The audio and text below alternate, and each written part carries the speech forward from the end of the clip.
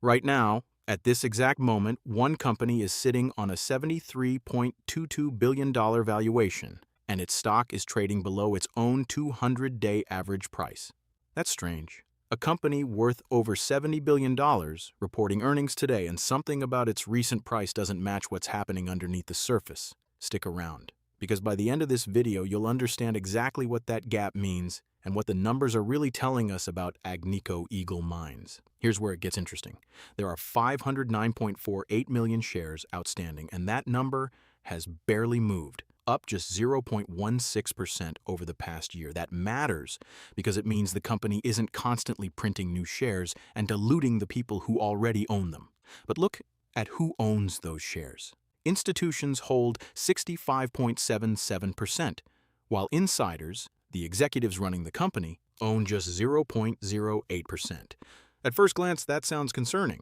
This is where investors often get confused, because low insider ownership doesn't automatically signal bad leadership. It often just reflects a large, mature company. Still, it's worth keeping in mind. Now, how expensive is this stock really? The trailing P/E ratio, which shows how much you're paying for each dollar of past profit, is 13.53. The forward P/E, based on expected future earnings, is lower at 11.58, meaning the market expects earnings to grow. Then there's the P/E ratio, which blends valuation with growth expectations, sitting at 1.68. That's not screaming cheap, but it's not stretched either, especially given what we're about to see about the growth story. And that's not even the most surprising part. Let's talk debt, because this is where the company separates itself. Debt to equity is just 0.01, practically zero. The current ratio, which checks whether short-term assets can cover short-term bills, is 3.15, meaning over 3 times more coverage than needed. And the interest coverage ratio sits at 260.98. In plain English, this company could pay its interest expenses over 260 times over using its current earnings. That's not a business living paycheck, that's a financial fortress. But is it actually good at making money or just avoiding debt? Over the last 12 months, revenue was $13.54 billion, and net income, the real profit left after everything, was $5.34 billion. That's a profit margin of 39.46%. For every $100 of revenue, almost $40 becomes pure profit. Gross margin is even higher, at 73.87%.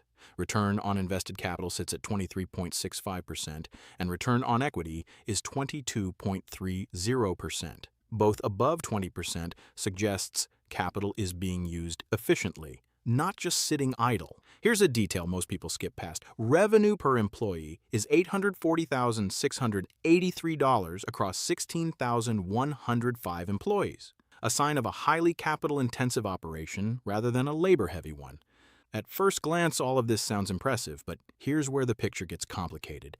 The 50-day moving average is $159.95, while the 200-day moving average is $183.45, meaning the recent price is running below its own longer-term trend, even though the 52-week price change shows a 13.29% gain. That's the contradiction from the start of this video. Up over the year, yet cooler than its own longer-term average right now. The RSI, a momentum reading between 0 and 100, sits 41.64, neither overheated nor deeply oversold, and short interest, the percentage of shares investors are betting against, is only 0.83%, meaning very few people are wagering on a decline.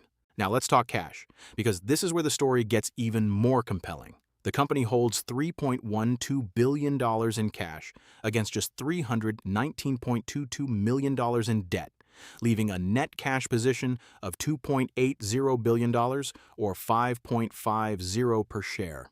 Operating cash flow was $7.12 billion over the past year. After capital expenditures of $2.58 billion, money spent on equipment and long-term assets, free cash flow lands at $4.54 billion, or $8.91 per share. That free cash flow is what funds dividends, buybacks, or reinvestment without needing to borrow. Speaking of dividends, the annual payout is $1.80 per share, a yield of 1.25%. The dividend grew 6.25% year over year, and the payout ratio, The share profit paid out is a conservative 16.01%. A low payout ratio like that usually means there's plenty of room for the dividend to keep growing. Here's something that ties it all together. The nyse score, which estimates bankruptcy risk, sits at 6.87, comfortably above the 3.0 mark, considered a safe zone. The Piotroski F-Score, which grades financial strength from 0 to 9, comes in at 8. Together, these confirm what the margins and debt numbers already hinted at: a financially disciplined, well-run business by these measures. So where does Wall Street land on this? The average analyst price target is $216.12, which is 50.39% above the current price, based on 22 analysts, with a consensus rating of buy. Forecasts point to revenue growth of 6.58% and EPS growth of 13.77% over the next 3 years. So let's bring it together. On one side, almost no debt, high profit margins, strong returns on capital, a growing and well-covered dividend, and financial health scores near the top of the scale. On the other side, a stock trading below its longer-term moving average, unusually low insider ownership, and a valuation that's reasonable but not a screaming bargain. The numbers paint a picture of a financially disciplined company, but numbers alone can't predict what comes next. With earnings landing today, the real question is this: will Agnico Eagle Mines' next report close the gap between its strong fundamentals and its recent price action? Or does the market already know something the numbers haven't shown yet?